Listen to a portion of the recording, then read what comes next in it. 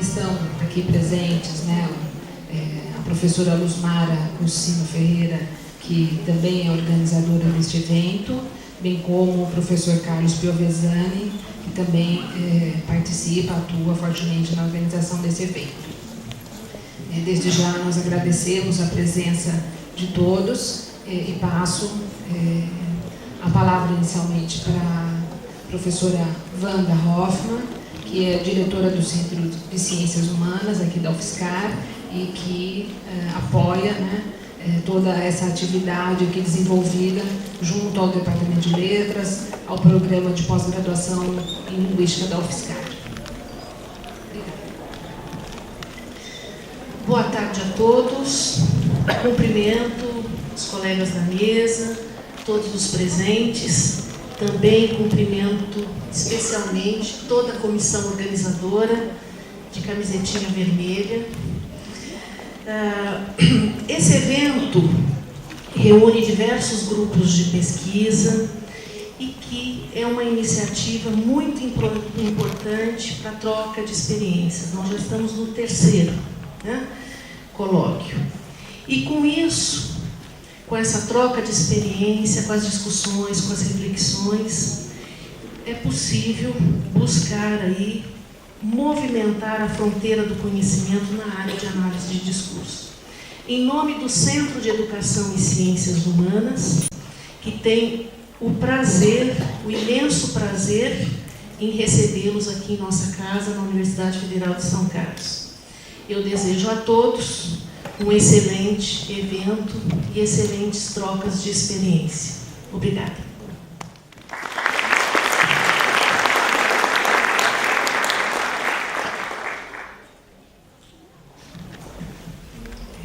Na sequência, nessa sessão de abertura, eu gostaria de cumprimentar todos aqui presentes, né, dizer que sejam bem-vindos. Eu cumprimento os conferencistas que aqui estão, Roger Chatier, Marlene Colongoli, os palestrantes das mesas redondas que também estão aqui presentes, os coordenadores dos 54 grupos de pesquisa inscritos neste evento, que com os seus participantes, né, estarão aqui envolvidos nesses 3 dias com a apresentação das atividades de pesquisa dos seus grupos. Cumprimento ainda também todos os que estão aqui em caráter de ouvinte desse colóquio e os apresentadores também de painéis. Agradeço o Centro de Ciências Humanas, que aqui está representado, né, pela professora Wanda, e também, como já disse, todas as outras partes administrativas da universidade que nos apoiaram nesse evento. É com muita alegria e carinho que eu os recebo para esses 3 dias de troca, aquisição e consolidação do conhecimento no âmbito dos estudos do discurso. É um momento de grande prazer para mim e para todos os trabalhadores dessa casa. Aqui estão, né, outros professores, os professores todos que estão envolvidos na organização do evento, poder receber aqui pesquisadores de várias universidades do país e do exterior, trazendo resultados de pesquisa e os avanços desses resultados desde que nos encontramos há 3 anos, né, quando vários desses grupos já estiveram aqui presentes, expondo, né, a pesquisa que desenvolvem. Portanto, o modelo deste evento ele é, de fato, centrado na proposição de se fazer saber as pesquisas que se desenvolvem no âmbito da análise do discurso, incluindo discussões teóricas, metodológicas, as diversas temáticas que foram objeto de análise de cada um desses pesquisadores. Essas apresentações, que serão feitas ao longo desses 3 dias, permitem, portanto, uma troca, né, uma conversa entre pesquisadores que explorem a mesma temática ou que possam discutir a produtividade de um conceito ou ainda a abordagem metodológica de suas pesquisas. Então, mais do que só uma exposição da comunicação, de uma comunicação dos trabalhos que fazem. O objetivo maior é mesmo esse, de trocas, né, do que os grupos de pesquisas fazem, cada grupo faz, em suas instituições.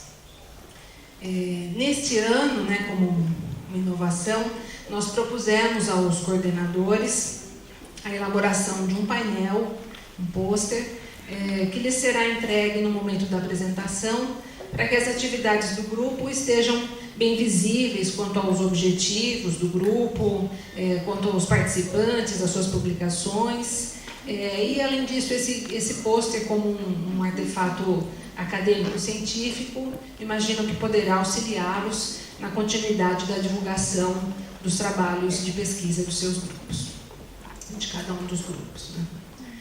Fazendo uma rememoração dos trabalhos dos colóquios anteriores, em 2006, a nossa temática voltava-se para a discussão das heranças, métodos e objetos da análise do discurso.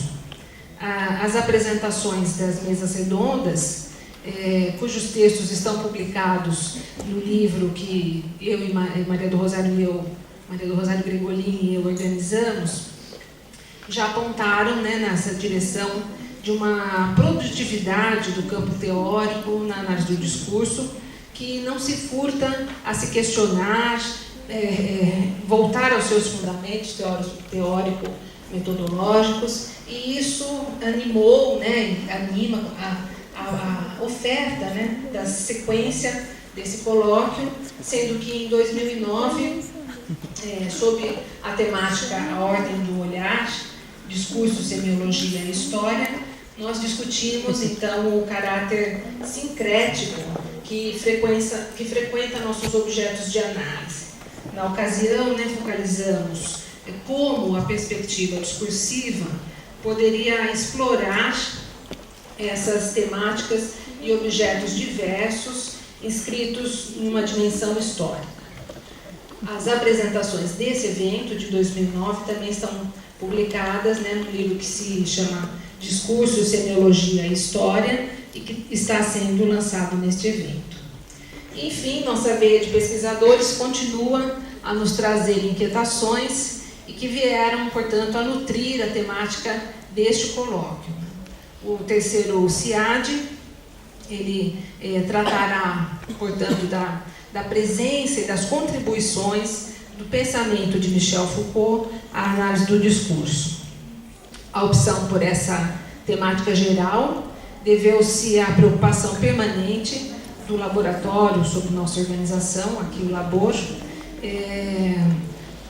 em dispensar a devida atenção à historicidade constitutiva do discurso e à configuração semiótica sincrética do discurso e de seus objetos de análise. Portanto, o método arqueológico de Foucault vem ao encontro de nossa preocupação e, sob essa perspectiva, exploramos também a noção, várias noções, várias propostas Foucaultianas, como o conceito de enunciado, formação discursiva, arquivo, entre outros. Bom, essas questões, essas preocupações nos levaram a propor algumas questões que orientam esse evento, sobretudo relacionadas às identidades e diferenças existentes entre distintos procedimentos metodológicos, especificidades de temáticas e como elas podem ser abordadas a partir de uma tal metodologia, de alguns conceitos. Então, essas preocupações é que, de fato, orientam as nossas questões, relacionadas, então, à identidade, autoria, subjetivação, método arqueológico e, portanto, para isso, nós temos aqui, né, um convite também para os conferencistas, dentre eles o professor Roger Chartier, que abordará hoje conosco aqui o tema História, Discurso e Autoria em Foucault. Eu de já agradeço muito ao professor por ter aceitado o nosso convite e estar aqui, né, passando esse momento aqui conosco. Muito obrigada. Amanhã, a conferência da professora Marlene Columboli, da Universidade de Toulouse, sobre o discurso político e a construção dos gêneros na mídia. Desde já, agradeço muito também sua presença, Marlene, né? Forte amiga. As mesas redondas, sempre às 16 horas, neste anfiteatro, animarão com exposições e debates a temática do evento. Os grupos de pesquisa apresentarão os resultados de seus trabalhos nos últimos anos, de forma que é possível, ao fim deste encontro, termos um quadro, eu creio, esse é um pouco o nosso objetivo, bem promissor dos desenvolvimentos da análise do discurso. Infelizmente, o professor Christian Puech, que já estaria aqui, viajaria para cá na semana passada, encaminha suas desculpas, pede a compreensão por sua ausência, motivada pela perda de um familiar de primeiro grau e que, infelizmente, com tristeza, ele diz que sente não poder estar aqui conosco. Sei que todos compreenderão. Para minimizar um pouco essa ausência, nós comporemos uma mesa no qual o professor Márcio Cruz e o professor Carlos Piovesani discutirão a temática proposta pelo professor Christian Puech, a fim de reverberar as reflexões desse professor. Eu, fazendo um apanhado dos dois colóquios anteriores e nesse, a gente já pode ver, eles já nos dão um quadro que revela algumas características da nossa área, né, da área da análise do discurso. Os 3 eventos permitem-nos delinear alguns temas de pesquisa em foco no campo dos estudos do discurso.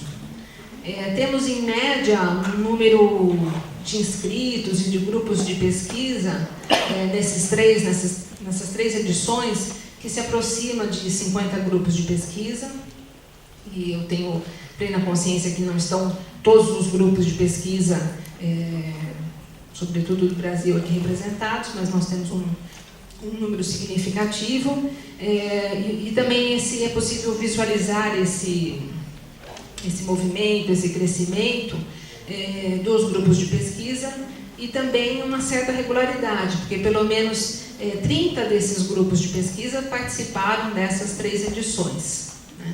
O que nos mostra já uma permanência dos pesquisadores líderes na área e a regularidade dessas pesquisas. Então, é muito interessante, né? Vocês sabem que os cadernos com os resumos das pesquisas dos componentes do grupo, eles ficam disponíveis no momento na página do PPGL da UFSCar, do Programa de Pós-Graduação em Linguística da UFSCar, e é possível ver esse movimento, né, das pesquisas que são desenvolvidas nos grupos. Algumas temáticas, né, também fazendo um levantamento dos estudos que são feitos, algumas temáticas são fontes de pesquisa recorrente, né? Eu arrolei algumas para a gente ter uma ideia de como se dá isso. Há estudos que focalizam as relações entre língua, sujeito e história, por sua vez imersas em relações de poder e saber. Estudos sobre discursos e a produção de identidades, representações identitárias, processos de subjetivação. Outros que focalizam mais as relações entre o discurso, o ensino das ciências, o discurso científico, a ciência da informação, esse caráter interdisciplinar, né, que frequenta a análise do discurso. Ainda há várias pesquisas que são voltadas para o ensino de língua materna e de língua estrangeira, né, com preocupações com as formas de leituras, a interpretação e a autoria. Então, também há vários grupos com esse perfil. Há ainda também a preocupação em estudos com a materialidade multimodal, sincrética, mista, às vezes também focalizando especificamente a imagem, a sua relação com o texto verbal. Então, são estudos que voltam-se para objetos diversos, como o corpo, o cinema, a música. Há ainda pesquisas, né, na análise do discurso político, do discurso da mídia, dentre outros tipos de discurso. estudos que analisam discursos inscritos em temáticas, poderíamos dizer, até de preocupações Foucaultianas e temáticas atuais, né? Ou de preocupação contínua, como a violência, a cidadania e suas exclusões e resistências, os direitos humanos, as minorias. Estudos que focalizam mais a questão epistemológica da análise do discurso e também estudos que se voltam para as contribuições bakhtinianas no âmbito dos estudos do discurso, ou que às vezes se chama uma análise bakhtiniana do discurso. Nesse conjunto de temáticas e conceitos, né, que nós vimos explorar, eu diria que sempre temos assim, trabalhos sólidos que têm oferecido resultados científicos e incentivado novos pesquisadores. Os grupos que os desenvolvem aprofundam-se nas temáticas, nos conceitos, na análise dos objetos. Somos muitos, né? Mas como nos é próprio, não pretendemos uma hegemonia. E o desenho deste colóquio pretende exatamente que possamos ouvir a diversidade, né? Há vários autores de base, né, dessas discussões, assim como também são diversas as temáticas. É um enorme prazer, né, quando eu encontro aqui brevemente tantos colegas de tantas instituições, saber como eles vêm para cá com seus grupos de pesquisadores, seus orientandos, né, que desenvolvem pesquisas fortes já nas suas instituições e que podem aqui, então, fazer reverberar esses resultados. Eu tenho que fazer aqui um agradecimento, né, ao apoio que nós recebemos para a execução desse evento, o apoio da CAPES e da FAPESP, que muito nos auxilia a poder, né, fazer com que tudo isso aqui ocorra. Nem cabe agradecer, porque nós fizemos juntos aqui os trabalhos, né, a Luzmara e o professor Carlos, a professora Luzmara Cursino e o professor Carlos Piovesani. Eu só teria que agradecer se eu tomasse um lugar distinto deles. Não, nós juntamente organizamos esse evento e, né, estamos aqui muito contentes por recebê-los, né, nesse momento na UFSCar. Eu agradeço também vários dos nossos dedicados alunos do curso de Letras e do curso do Bacharelado em Linguística, que atuam como monitores desse evento. Eu publicamente agradeço a dedicação de cada um. Enfim, esse é o nosso quadro, né?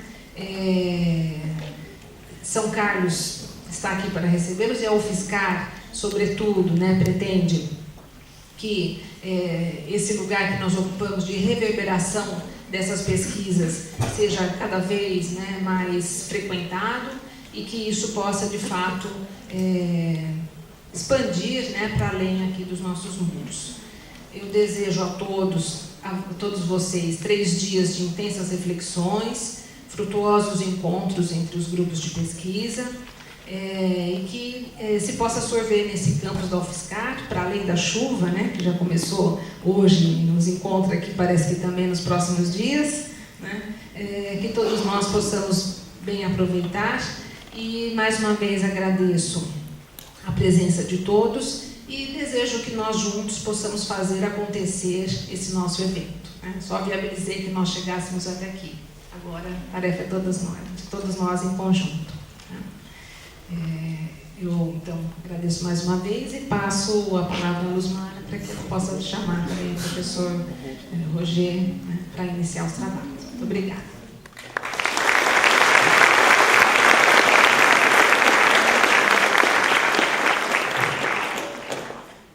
Bom, a gente desfaz essa mesa e convida o professor Roger Chartier a compor para ministrar a conferência de abertura.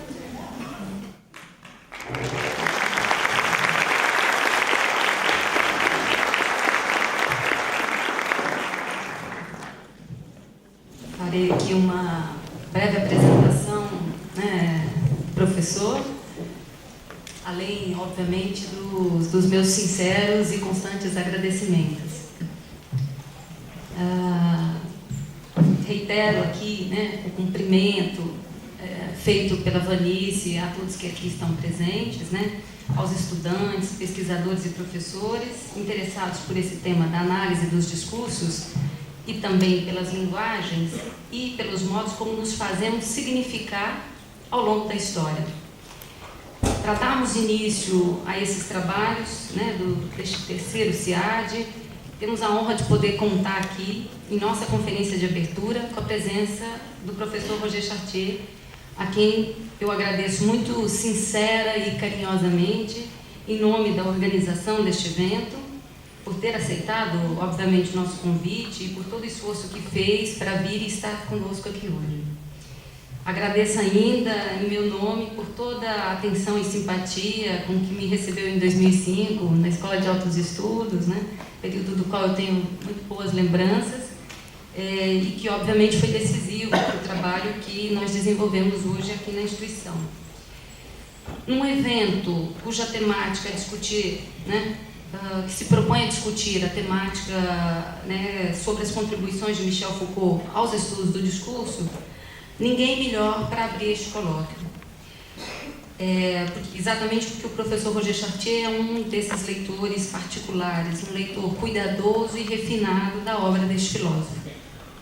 Pela força e rigor do seu trabalho, o professor Roger Chartier é hoje reconhecido como um dos mais importantes historiadores da atualidade, sobretudo em virtude de sua obra sobre as práticas e representações da leitura e da escrita, cujos méritos conduziram, em 2007, a Cátedra Escrita e Culturas na Europa Moderna, da famosa e singular instituição francesa, o Collège de France. O tema de sua conferência, aqui hoje, reflete o diálogo constante e profícuo que Roger Chartier vem estabelecendo com a obra de Michel Foucault. História, discurso e autoria em Foucault. Muito obrigada, professor. Eu passo, então, agora a palavra a Roger Chartier.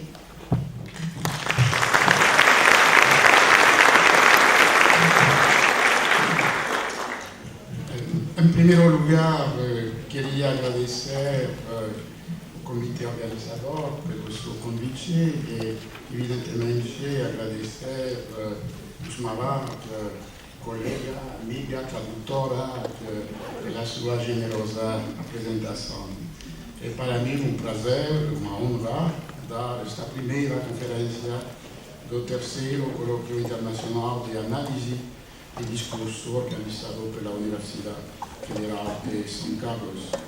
Vou dar minha palestra em português, mas devo antes pedir desculpas a vocês por as feridas e o dano que, infelizmente, vou infligir à sua língua. Como vocês sabem,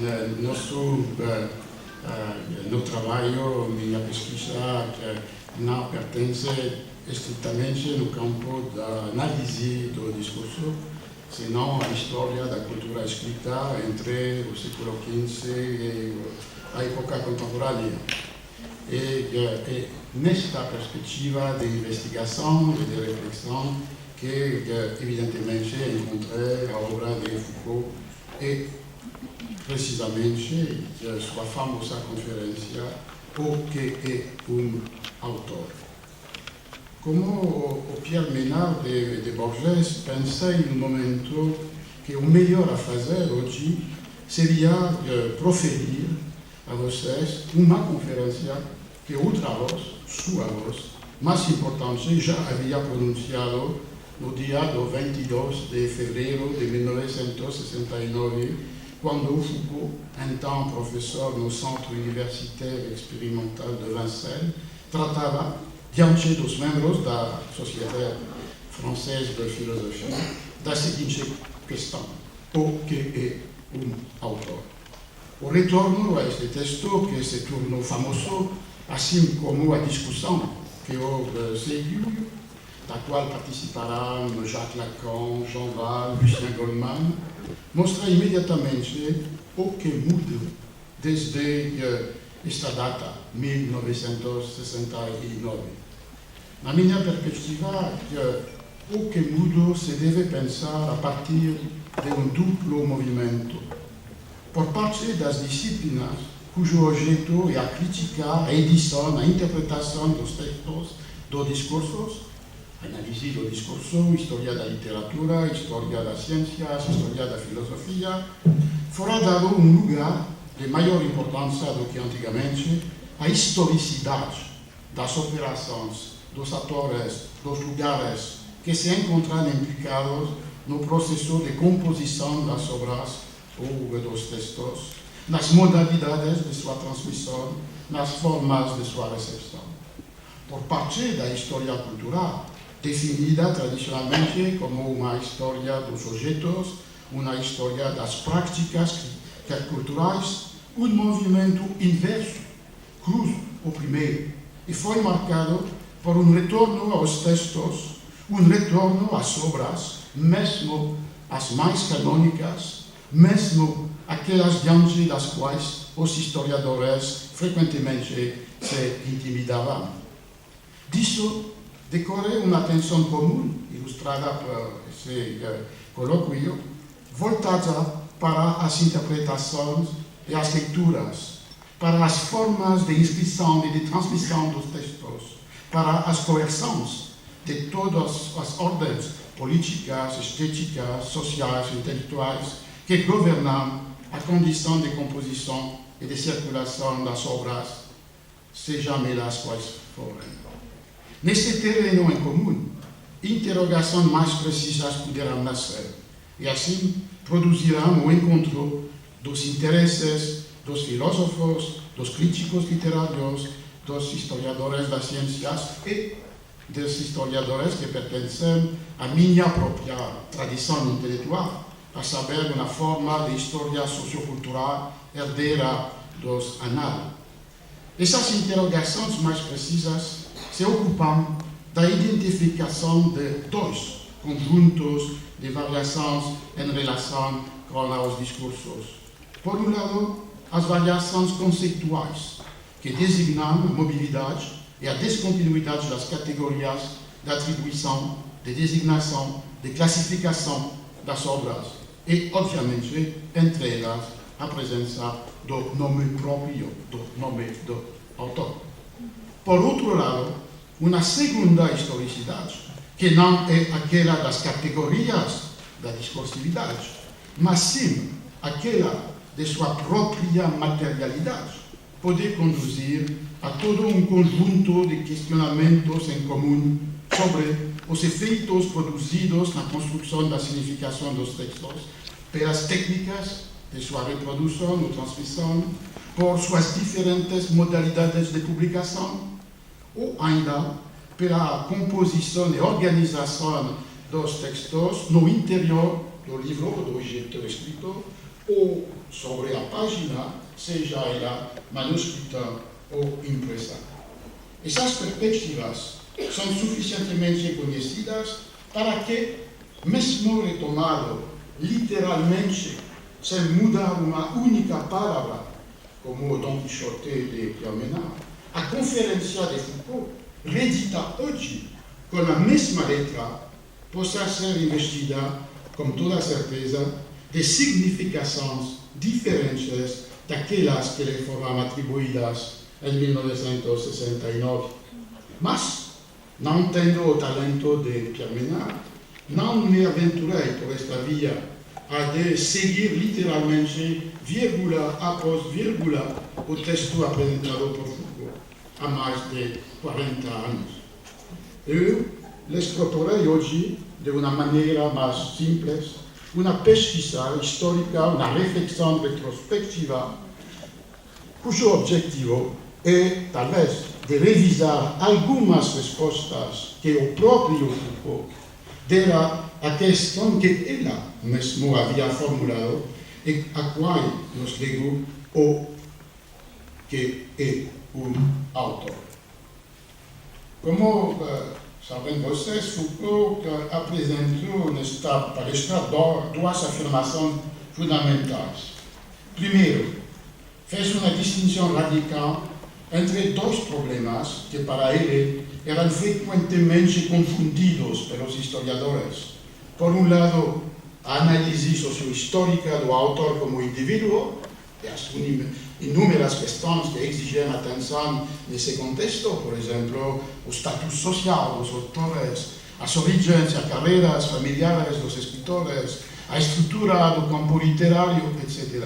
E, por outro lado, o problema mais fundamental para ele da construção de uma função autor, ou seja, cito, a maneira com que o texto aponta para essa figura que lhe é exterior ou é anterior. Considerando o autor como uma função do discurso, Foucault afirma que, longe de ser relevante a todos os textos, em todas as épocas, a atribuição de uma obra a um nome próprio não é nem universal, nem constante. Cito, a função autor é característica do modo de existência, de circulação e de funcionamento de certos discursos no interior de uma sociedade. A ênfase minha, certos discursos. A função autor situa-se a uma certa distância da evidência empírica, segundo a qual cada texto foi escrito por alguém. O signatário de uma carta particular, de um documento legal, é a pessoa que escreve um anúncio ou uma receita técnica. Não são autores. A função autor é o resultado de procedimentos precisos e complexos que posicionam a unidade e a coerência de uma obra ou conjunto de obras em relação à identidade de um sujeito construído. Tais procedimentos baseiam-se em um processo dual de seleção e exclusão. Primeiro, os discursos assimiláveis à função autor, à obra, devem ser separados dos, cito Foucault, milhões de traços deixados por alguém após sua morte. Segundo, os elementos pertinentes à definição da figura do autor devem ser compilados a partir de inumeráveis eventos que constituem a vida de cada indivíduo. A função autor, portanto, pressupõe uma radical distância entre o próprio indivíduo e a construção do sujeito a quem o discurso é atribuído. Trata-se de uma ficção semelhante à ficção das leis do direito que definem e manipulam sujeitos jurídicos que não têm ligação imediata, transparente, com indivíduos concretos. Por um lado, a unidade da função autor como princípio para garantir a coerência do discurso pode referir-se aos vários indivíduos que competem ou cooperam entre si. Por outro, a pluralidade das vozes e das posições do autor no mesmo texto, na mesma obra, é remetida de volta a um único criador. Neste sentido, a função autor está fundamentalmente separada da realidade fenomenológica e da experiência do escritor como indivíduo. Na obra de ficção de Borges e eu, Borges simplificou poeticamente essa distância teórica ao descrever a captura, a absorção, a vampirização do ego subjetivo, bem como a experiência íntima do eu, pelo autor, Borges, institucionalmente construído. A Borges é que sucedem as coisas. Eu caminho por Buenos Aires e me demorou, talvez mecanicamente, para olhar o arco de um vestíbulo e o portão gradeado. De Borges tenho notícias pelo correio e vejo seu nome numa lista tríplice de professores ou num dicionário biográfico. Essa distância traduz-se nos modos pelos quais os mesmos gostos são manifestados pelo eu e por Borges. Agradam-me os relógios de areia, os mapas, a tipografia do século XVIII. as etimologias, o gosto do café e a prosa de Stevenson. O outro compartilha essas preferências, mas de um modo vaidoso, que as transforma em atributos de ator. O autor como ator.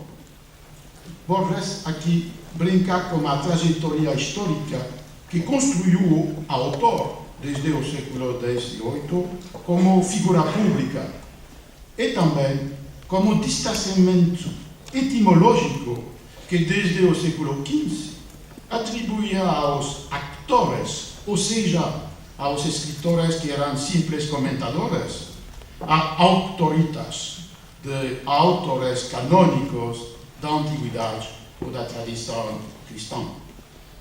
A ficção mostra a relação recíproca que liga o eu a Borges, e isso é um passo além da dicotomia teórica de Foucault.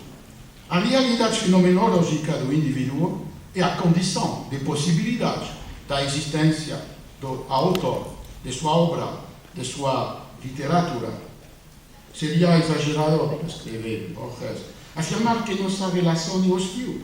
Eu vivo, eu me deixo viver para que Borges possa tramar sua literatura e essa literatura me justifica.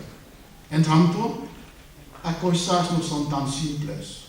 E Borges introduz uma dúvida acerca da atribuição da criação estética a uma subjetividade autoral. Não me custa nada confessar que alcançou Borges certas páginas válidas, mas essas páginas não podem me salvar. Talvez porque o bom já não seja de ninguém, nem mesmo do outro, mas da linguagem ou da tradição.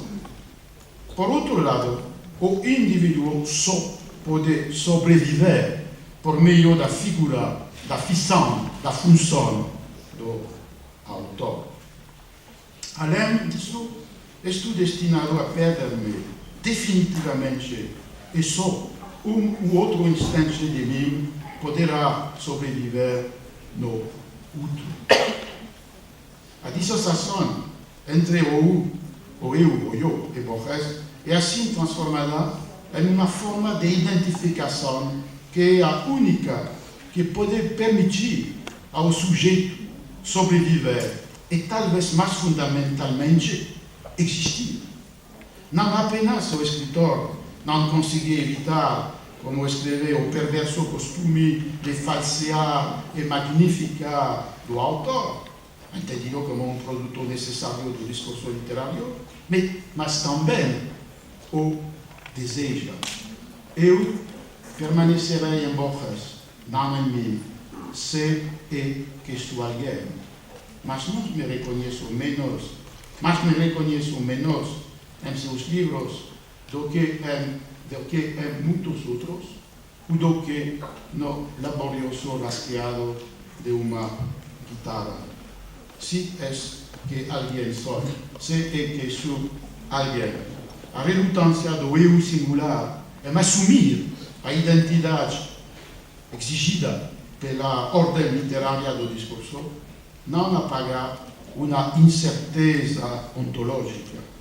Nesse sentido, o autor não é apenas uma função que desloca, que transforma a personalidade de um indivíduo que escreve, é também uma ficção que proporciona realidade a uma ausência. Embora esse segundo elemento no escritor de Foucault, na palestra de Foucault, embora não fosse este o seu principal objetivo, Foucault esboçou em sua palestra um histórico das condições do surgimento e das variações da função autor. Ele delineou duas séries de condições referentes a dois diferentes estágios cronológicos.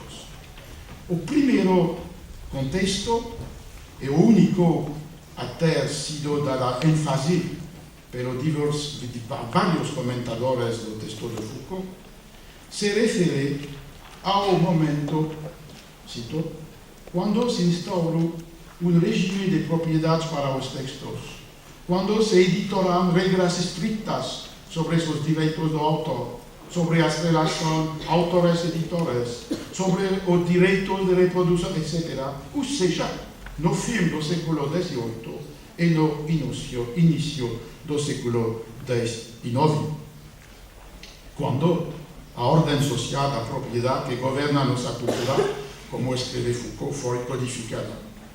Nessa ocasião, estabeleceu-se uma forte ligação entre a construção jurídica da autoria e a definição legal das concepções burguesas do indivíduo e da propriedade privada.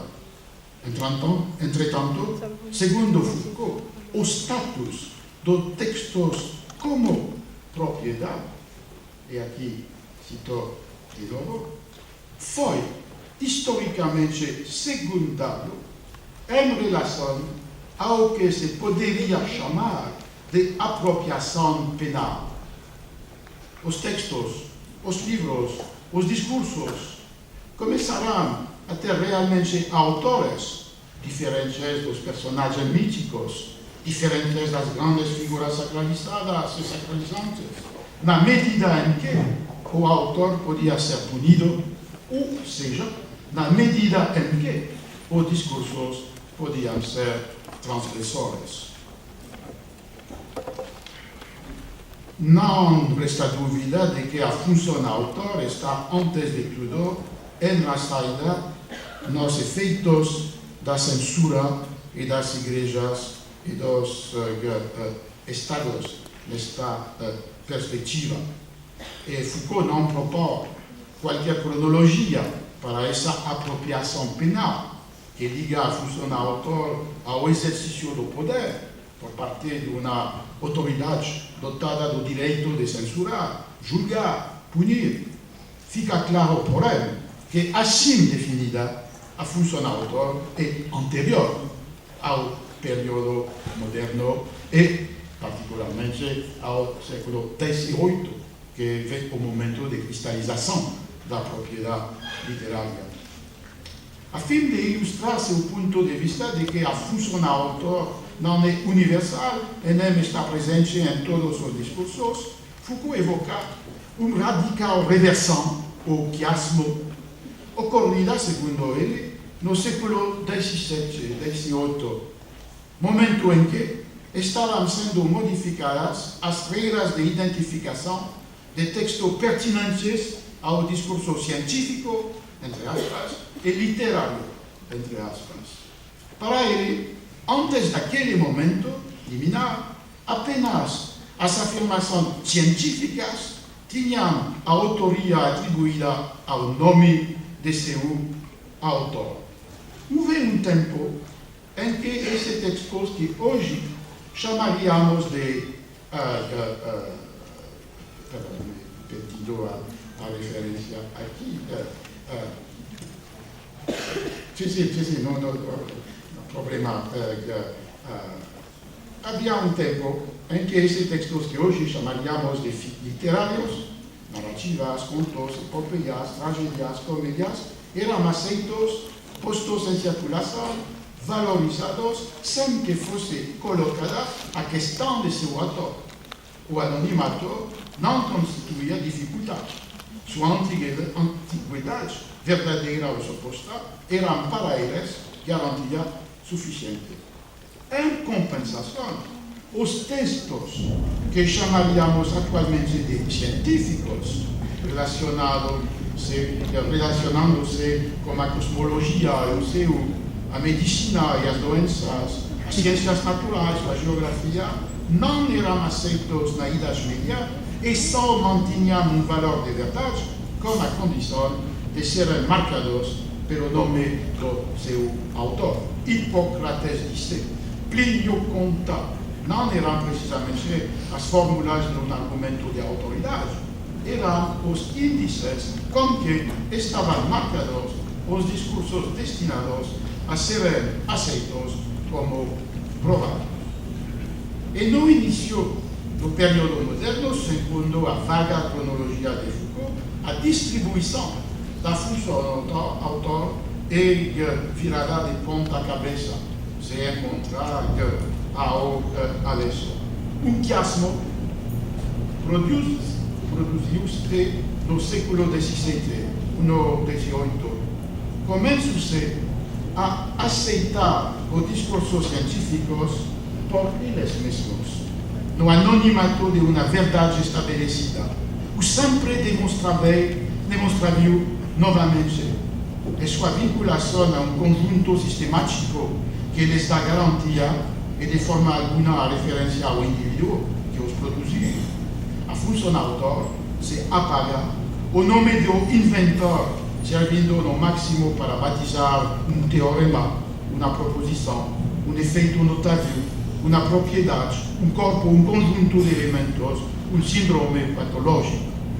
E a situação de inversão existe porque, no mesmo momento, os discursos literários não podem mais ser aceitos, senão quando providos da função autor. A qualquer texto de poesia ou de ficção se perguntará de onde ele vem, como escreveu, em que data, em que circunstâncias ou a partir de que projeto. O sentido que lhe é dado, o status e o valor que nele se reconhece, dependem da maneira com que se responde a essas questões. E se, em consequência de um acidente ou de uma vontade explícita do autor, ele chega a nós no anonimato, a operação é imediatamente buscar o autor. O anonimato literário não lhe suportaria para nós. Só o aceitamos na qualidade de enigma. A função autor, hoje em dia, atua fortemente nas obras literárias.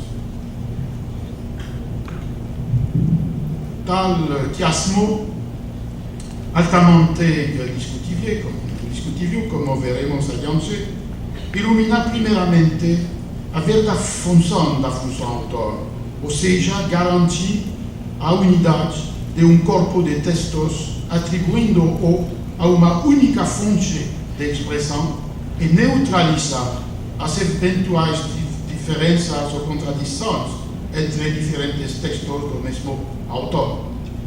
Mesmo que não aceitamos a cronologia proposta por Foucault para o princípio da identificação de textos científicos, suas afirmações nos levam a reconhecer para certas classes de textos a existência da função autor já na Idade Média. Uma leitura apressada não deve reduzir o pensamento de Foucault a fórmulas excessivamente simplificadas. De modo algum, ele postula uma ligação exclusiva, determinante entre o sistema de propriedade que caracteriza as sociedades modernas e a construção do autor como princípio fundamental para a identificação de certas classes de discurso. Ao fazer a figura de autor retroceder no tempo e articular lá a mecanismos de controle e circulação de textos mutáveis à autoridade, a Conferência de Foucault convida-nos a uma investigação retrospectiva cuja tarefa é articular o papel ou essencial da função do autor em diferentes práticas discursivas, como a história das condições de produção, disseminação, a história das condições de produção, disseminação e apropriação destas formas discursivas.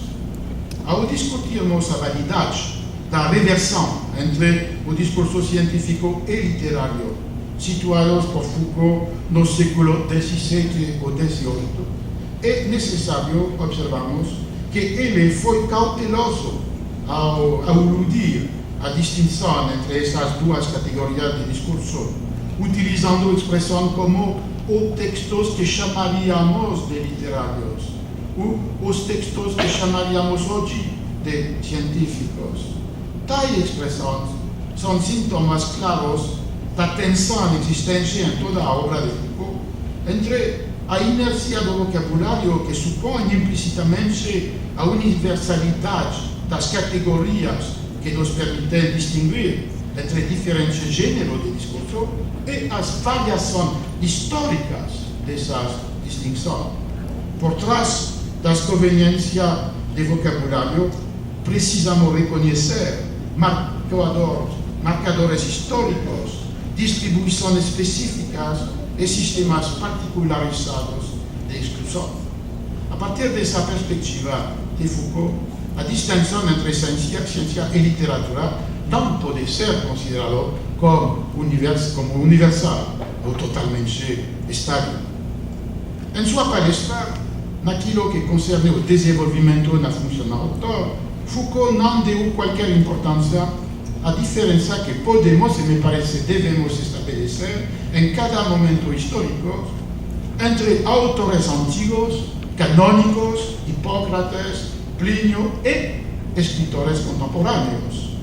Quando levamos em conta tal diferença, devemos talvez substituir o quiasmo descrito por Foucault por outra hipótese, que considera a construção da função autor como o processo através do qual textos vernáculos, sejam quais forem, foram assinalados por um princípio de designação e atribuição que anteriormente era característico somente das obras referidas a antigas autoridades religiosas ou não, constantemente citadas e incesantemente comentadas.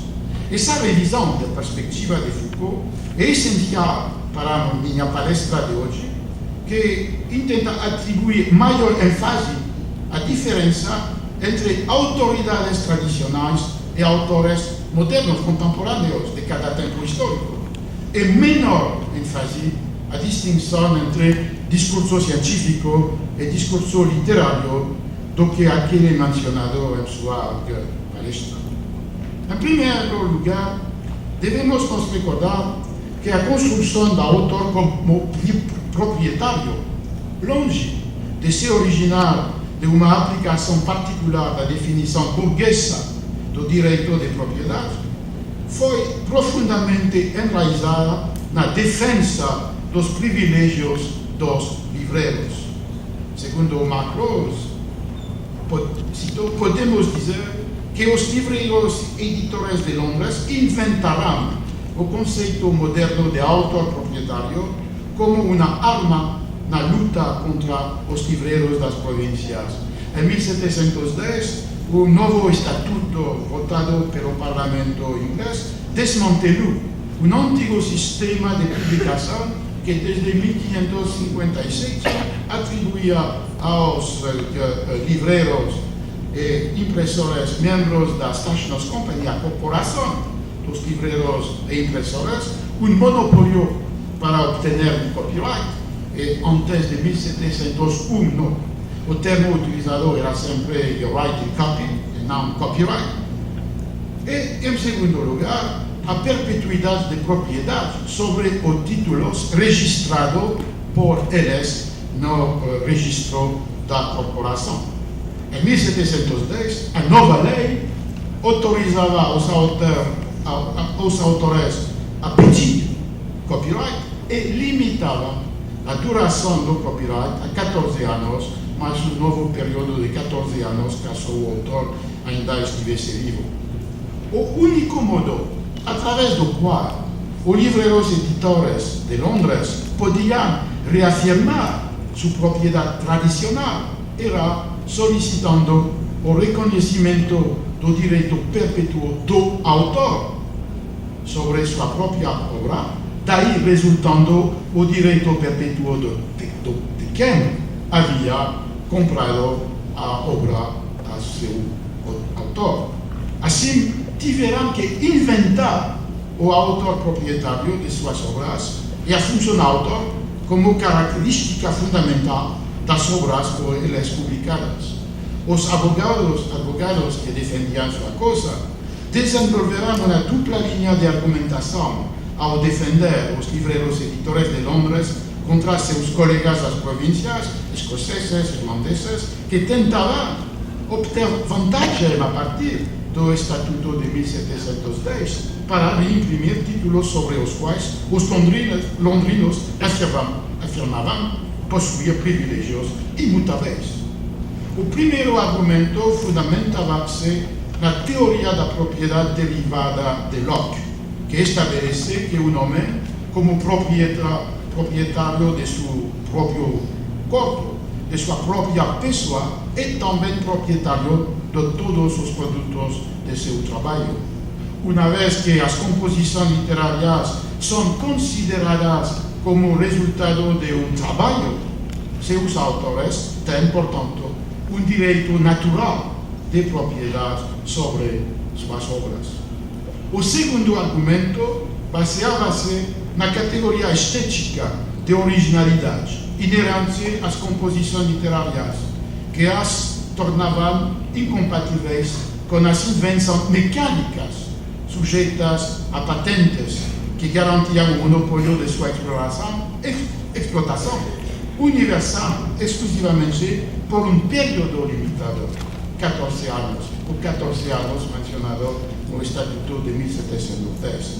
Consequentemente, as composições literárias não eram identificadas a quaisquer de suas formas materiais, sua identidade sendo atribuída pela irredutível singularidade de seu estilo, sentimento, linguagem. Um destes advogados, Blackstone, escreveu: a identidade de uma composição literária reside inteiramente no sentimento e na linguagem. As mesmas concepções, vestidas com as mesmas palavras, constituem necessariamente uma mesma composição. E qualquer que seja a modalidade escolhida para transmitir tal composição, a orelha ou a olho, mediante a recitação, a escrita, a impressão, qualquer que seja o número de seus exemplares, ou em qualquer momento que seja, é sempre a mesma obra do autor que é assim transmitida.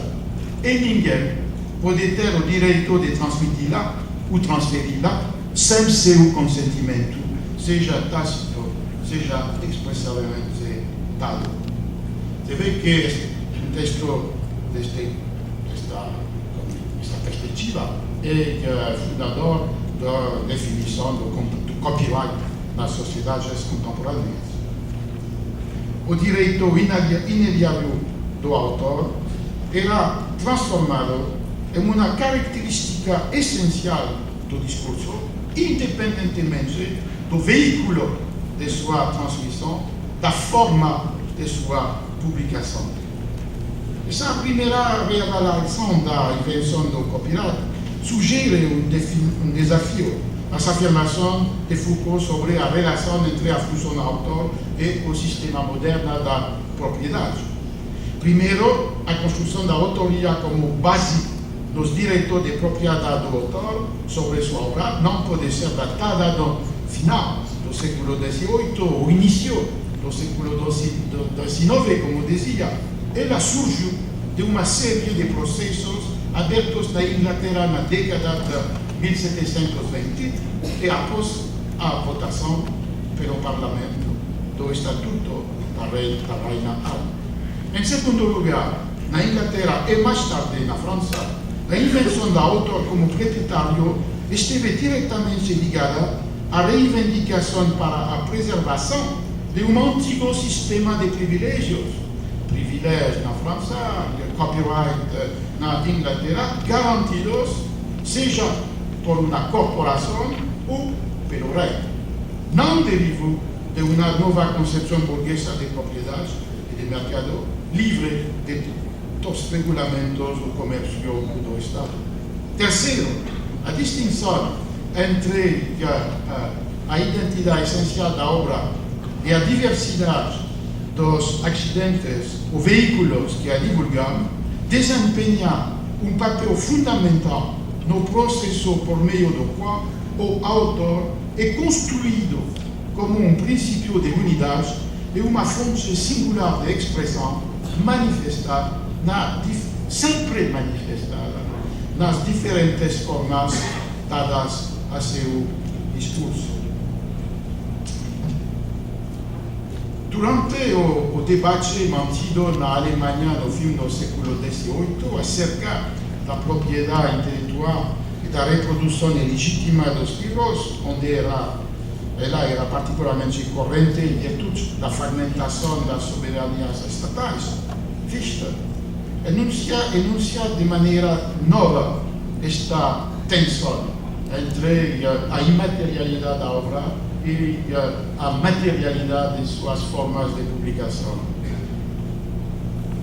A dicotomia clássica das duas naturezas do livro, natureza corporal, o livro é um objeto, natureza espiritual, o livro é uma obra. Fichte acrescenta uma segunda, que distingue em toda a obra as ideias que ela exprime e a forma que lhe é dada pela escrita. Como pensava toda uma corrente da ilustração, as ideias são universais, devem ser universais, por sua natureza, seu destino, sua utilidade. Elas não podiam, portanto, justificar nenhuma apropriação pessoal. Esta é legítima apenas porque, cito a Fichte, cada tem seu próprio curso de ideia, sua maneira particular de formular conceitos e de ligá-los uns aos outros. Logo, necessário que todo escritor dê a seus pensamentos certa forma. Ele não pode lhes dar nenhuma outra a não ser a própria, pois ele não tem outras. Daí decorre que, cito, ninguém pode apropriar-se de seus pensamentos sem mudar sua forma. Assim, essa forma permanece para sempre sua propriedade exclusiva. Você vê que a forma textual é a única poderosa justificativa de apropriação singular das ideias que são e devem ser comuns, tais como são transmitidas pelos objetos impressos. Tal propriedade tem um caráter todo particular, sendo inalienável, e aquele que adquire, por exemplo, o livreiro editor, não pode ser senão o usufrutário ou o representante sujeito a toda uma série de obrigações do autor. As distinções conceituais assim construídas deveriam, portanto, permitir a proteção dos editores contra os piratas, as edições piratas, sem ferir em nada a propriedade permanente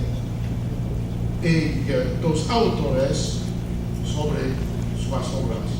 Assim, paradoxalmente, para que as obras literárias fossem submetidas ao regime da propriedade, que era o regime da propriedade das coisas, foi necessário que elas fossem conceitualmente separadas de toda a materialidade particular. Como consequência, o manuscrito autógrafo tornou-se o testemunho mais fundamental da identidade da obra e se tornou a encarnação visível, só encarnação visível do gênio invisível do escritor. A forte relação entre manuscritos autógrafos e a autenticidade do texto foi, a partir deste momento, interiorizada por escritores que se tornarão arquivistas de si mesmos e, antes de Hugo ou Flaubert, constituirão seus próprios arquivos literários. É o caso de Rousseau, com a Nouvelle Héloïse, a qual tinha o rascunho, 4 cópias autografadas, provas corrigidas e cópias anotadas de 3 diferentes edições, o que constitui um dossiê genético de muitos milhares de páginas. E também no caso de Goethe e dos papéis de Goethe. Numa carta escrita no fim de sua vida ao chanceler Müller, Goethe indicava: meus manuscritos, minhas cartas, meus arquivos merecem a maior atenção. Por muito tempo não se encontrará tão rica e variada coleção de um só indivíduo. E a razão pela qual espero que sua conservação será garantida. por ambos autores, Rousseau e Goethe, não só o projeto de uma edição geral de seus textos, mas também, principalmente, uma muito intensa relação autobiográfica com a escrita, e uma relação que ligava o manuscrito autógrafo com a autenticidade e a propriedade da obra, os levou a constituir meticulosamente o que Goethe, em texto que escreveu, chamava de os arquivos do poeta e do escritor. A partir desta perspectiva, se pode entender também porque forjar manuscritos autógrafos se tornou um arte a partir da final do século XVIII. Um exemplo, em fevereiro de 1795, William Henry Ireland exibiu na casa de seu pai vários manuscritos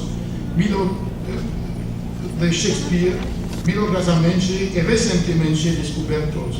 Um manuscrito autógrafo de King Lear, manuscritos autógrafos de peças desconhecidas, as cartas trocadas entre Shakespeare e seu patrono Southampton, a profissão de fé muito protestante de um Shakespeare que, como você sabe, estava suspeitado de catolicismo, ou finalmente uma carta autógrafa e autêntica enviada pela rainha Isabel a Shakespeare, todos documentos evidentemente resultado de uma falsificação, mas que indica esta obsessão pela mão do autor.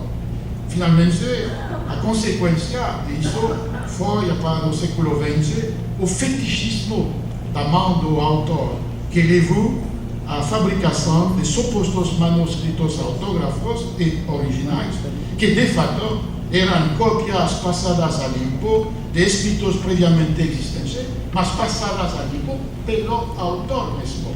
É o caso, por exemplo, do famoso manuscrito original de Ulysses, de James Joyce. Foi escrito por Joyce não só como uma cópia limpa dos rascunhos previamente escritos sobre outros soportes, mas também como um manuscrito original autógrafo para ser vendido a um bibliófilo norte-americano.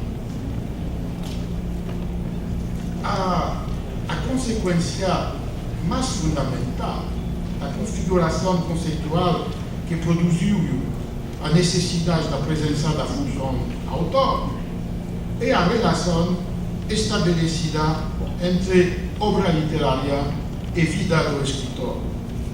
Desde meados dos 700, as composições literárias deixarão de ser pensadas como baseadas em histórias que eram sempre reutilizadas, em lugares comuns, sempre compartilhados, ou em colaborações impostas por patronos ou empresários teatrais, para serem vistas como criações originais que expressavam os sentimentos mais íntimos e as experiências mais singulares. A primeira consequência desta modificação do paradigma da escrita da ficção foi o desejo de editar as obras de acordo na cronologia da vida do autor. A segunda foi a escrita de biografias literárias. Em relação a Shakespeare, Edmund Malone foi o primeiro a associar, a final do século XVIII, os dois empreendimentos. Ele baseou seu Life of Shakespeare em documentos originais e autênticos, rompendo com as compilações de anedotas impressas previamente. E ele estabeleceu a primeira suposta cronologia das obras de Shakespeare.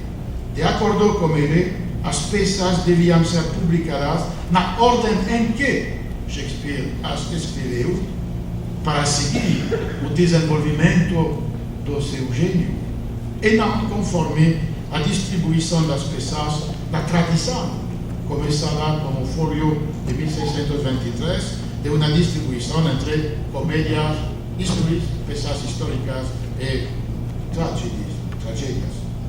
mas não era uma tarefa fácil, dada a ausência de documentos autógrafos ou autobiográficos sobre Shakespeare. Muito pouco documentos sobre sua vida. Para compensar essa escassez de informação, Müller inaugurou o dispositivo fundamental para qualquer biografia literária escrita para autores anteriores no momento no qual começou a construção dos arquivos literários pelos autores mesmos em relação com todas as mutações que indicou. Este dispositivo é para localizar os trabalhos na vida de um autor, é necessário encontrar esta vida nos trabalhos. Como este é uma verdade grande, a propósito, enquanto a Shakespeare, a vida de um passageiro à obra que voltou para a vida, tudo no mesmo continuum temporal. No lugar de documentos de arquivo, as peças estavam em posição de servir como fonte primária de informação sobre a vida de Shakespeare durante seus anos em Londres. O próprio arranjo sugeria que apenas realizando um escrutínio exaustivo das peças, como se fossem documentos de arquivo, seria possível conhecer a vida de Shakespeare como um todo, do princípio ao fim. Depois de Müller, todas as biografias de Shakespeare ficarão à mercê das armadilhas da imposição retrospectiva de um paradigma interpretativo, tornado possível apenas pela existência de uma riqueza de arquivos literários e de uma nova compreensão e leitura das composições literárias ligada com a construção da função do autor. Uma incompatibilidade radical existe, então, entre as estéticas romântica e pré-romântica da obra, que é escrita, como o título diz, pelo coração de seu autor, e um regime de produção textual prévio de Kant, que não considerava que a literatura, conceito que nem existia, devesse ser atribuída a uma singularidade individual. E como esta incompatibilidade em mente, que devemos compreender os efeitos produzidos sobre as práticas editoriais e a crítica literárias pelas mutações conceituais que, a partir do século XVIII, transformarão ou inventarão a função do autor e o conceito mesmo de literatura. Essa reavaliação da história da autoria literária no século XVII e XVIII nos permite reformular também outra pergunta: o que é um autor científico nesse período? Não é tão certo quanto Foucault pensava que a regra do anonimato comandava, a partir deste momento, as afirmações científicas. Durante um período de tempo considerável, a validação de um experimento ou o reconhecimento de uma descoberta pressupunha a garantia proporcionada por um nome próprio, o nome de autor. Mas o nome próprio daquele, por sua posição na sociedade, tinha o poder de dizer a verdade. O fato de que profissionais técnicos, científicos, desaparecerem por trás da autoridade aristocrática não implica o anonimato do discurso, cuja possível aceitação como verdade não dependia exclusivamente, como pensava Foucault, de sua compatibilidade com um corpo de conhecimento previamente constituído. Durante o século XVI e XVIII, diversos textos científicos possuíam uma característica que Foucault reservava, em minha opinião, erroneamente, somente às obras medievais. Eles eram considerados verdadeiros somente se fosse indicado o nome do autor, mas um autor cuja posição social pudesse emprestar autoridade ao conhecimento. num tempo em que a distribuição da credibilidade refletia a hierarquia da sociedade. A validação de um experimento, a autenticação de narrativas experimentais pelo testemunho aristocrático ou principesco era a regra em toda a Europa moderna, como se vê com a retórica das dedicatórias. Geralmente, a retórica das dedicatórias expressa claramente uma transferência da função autor do escritor real ou do homem de ciência ao soberano, o ministro a quem a obra era dedicada. O alvo da dedicatória é celebrado como a inspiração primordial, o primeiro autor da obra apresentada, como se o autor real lhe oferecesse uma obra que, na realidade, era do próprio mecenas. Este dispositivo retórico, esta figura, é particularmente forte para os textos de ciência. A dedicatória do Sidereus Nuncio de Galileo a Cosimo de Medici é um perfeito exemplo dessa retórica que transformará o príncipe em proprietário, descobridor da realidade natural, batizada em sua honra, os astros medíceos. Neste modelo de validação aristocrática de experimentos, residia tanto a autoria científica quanto a credibilidade de todos os cientistas, fossem eles nobres ou não. Para eles, conforme escreveu Stephen Shirky sobre Boyle, citou, uma apresentação desinteressada do autor era necessária para distanciá-los das práticas mercenárias do comércio de livro e assegurar a veracidade ou a verdade de suas proposições. O tropo da reticência autoral e da resistência à publicação impressa era muito comum no início da cultura moderna, conforme atesta, por exemplo, os avisos dados aos leitores publicados nas edições de inúmeras peças de teatro. Adquire, porém, um sentido particular no caso dos textos científicos. Sua credibilidade é assegurada ao provar-se que não havia interesse econômico ligado à publicação desse conhecimento. A palavra de um nobre poderia ser aceitada porque aquilo que ele dizia estava isento da possibilidade de remuneração. Isso não quer dizer que o anonimato fosse a regra para a construção do conhecimento científico, mas que a concepção da autoria das ciências era mais fortemente ligada com a capacidade a dizer a verdade que na imediata realidade de quem havia feito a descoberta. Foucault atribuiu a origem da função autor não apenas à invenção no copyright do século XVIII, mas, como hemos visto, também a responsabilidade judicial do escritor, conforme previamente definida pela censura da Igreja, das igrejas e do Estado. A fim de melhor examinar tal afirmação, poderia tomar como exemplo a Inquisição, e particularmente a Inquisição espanhola. No Index Prohibitorum et Expurgatorum, publicado em 1612 pelo inquisidor Bernardo de Rojas e Sandoval, a categoria autor e a presença do nome próprio são princípios fundamentais para a designação das obras proibidas, o que poderia reforçar o argumento de Foucault.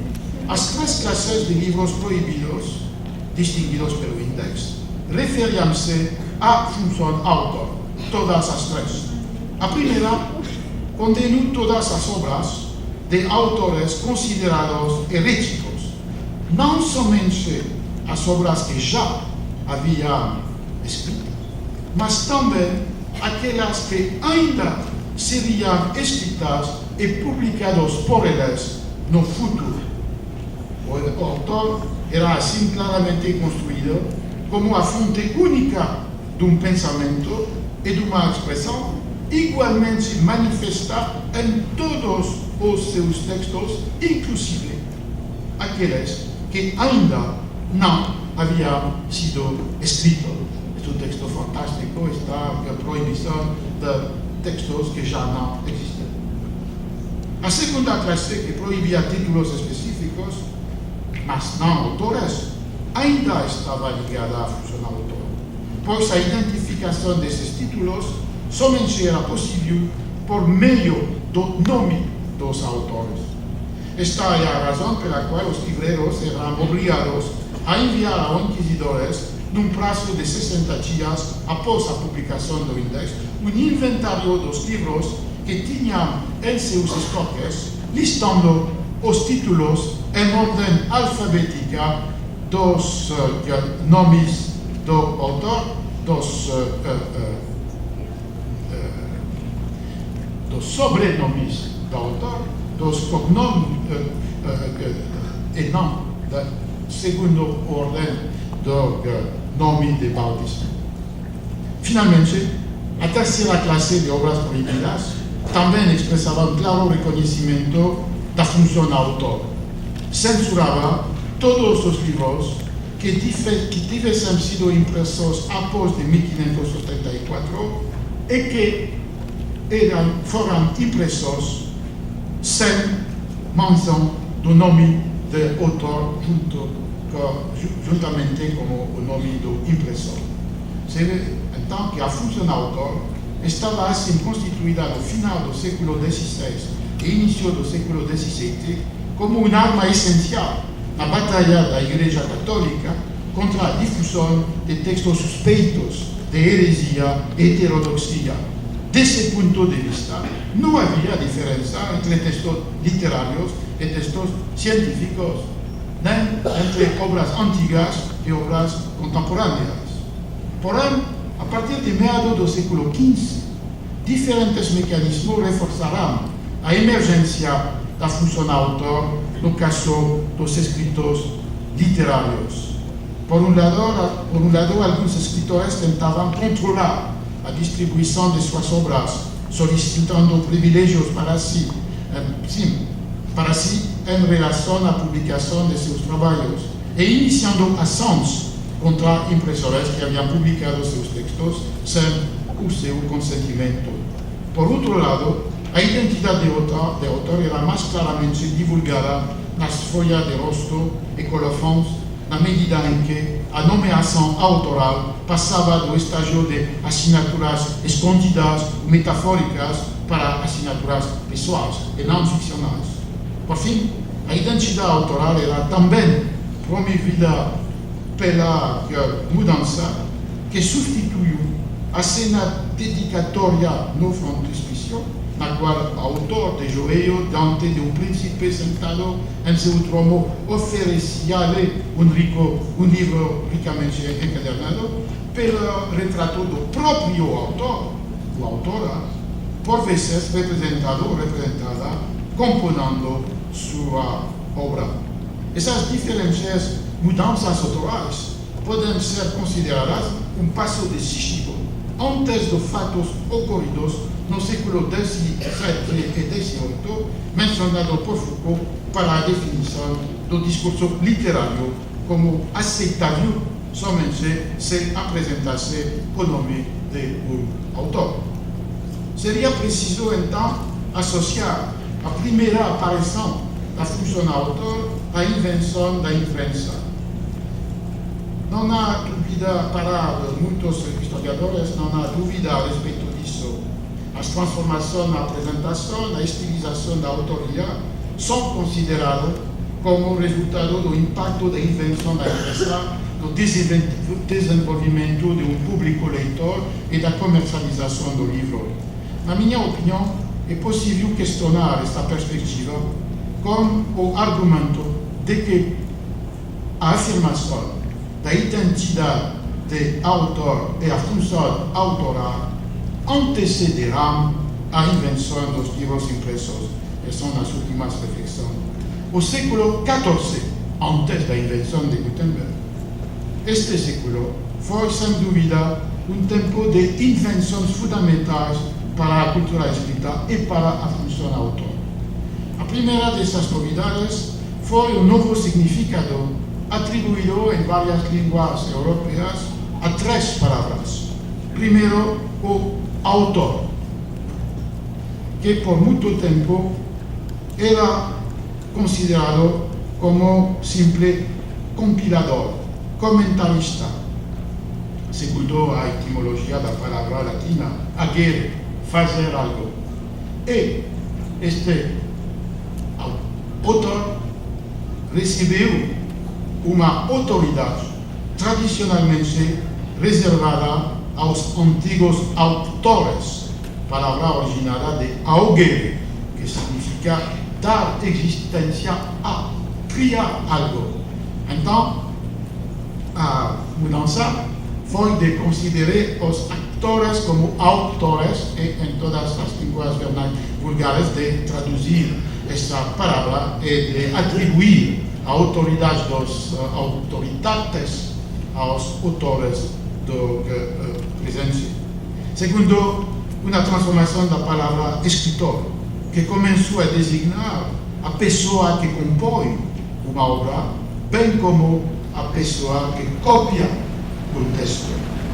Terceiro, a palavra invenção passava a significar uma criação original em lugar de uma mera descoberta daquilo que Deus havia produzido. Nos livros manuscritos, com miniaturas mostrando o retrato do autor, muitas vezes representando em pleno processo de escrever, em ambos os sentidos da palavra, escrever e compor. Uma tradicional aura de autoridades era transmitida aos escritores contemporâneos, alguns deles, que se expressavam na língua vernácula e não em latim, para compor poemas, romances, histórias e não obras teológicas, jurídicas ou enciclopédicas. Uma última, porém mais importante, invenção do século XIV é a aliança feita entre o livro como objeto e a obra e o nome do seu autor.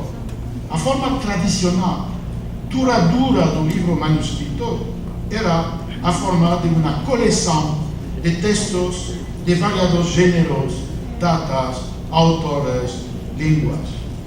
E a partir do século VIII, o modelo do livro de miscelâneas tornaria-se a forma dominante dos livros manuscritos, exceto, evidentemente, para as autoridades canônicas, antigas ou cristianas. Além disso, essa forma particular de livro constituía um paradigma textual utilizado para a composição de obras literárias que justapunham gêneros, fragmentos, trechos disparatados e desvinculados. Por um longo período, a unidade do livro não teve qualquer relação com uma função autor ausente. A unidade dependia da vontade do leitor, que desejasse reunir diversas obras em um único livro, ou do copista, que decidisse copiar e associar uma série de textos heterogêneos no mesmo volume. Essa concepção do livro ainda estava presente no século XVI, no âmbito de uma cultura manuscrita que sobreviveu à invenção da imprensa. Contudo, foi durante o século XIV que, ao menos em relação a certas obras, a tradicional e dominante definição do codex, do livro, foi confrontada por uma nova concepção do livro, que incluía as obras de um único autor, mesmo apenas uma de suas obras. A unidade estabelecida entre a integridade material do livro e a singularidade das obras originadas de uma mesma pena mostrava claramente que alguns autores daquele tempo, que escreviam em língua vernácula, adquiriam a mesma dignidade codiciosa das antigas autoridades.